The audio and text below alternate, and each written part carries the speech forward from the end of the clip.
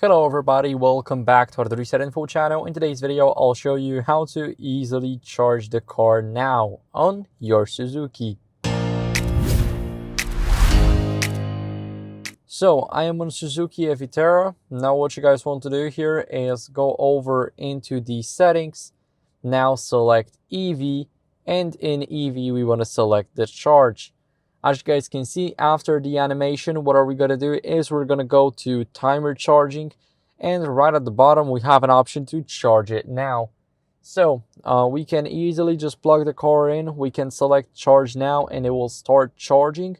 That's what you guys can do here, and once you tap on a switch, the car will simply charge.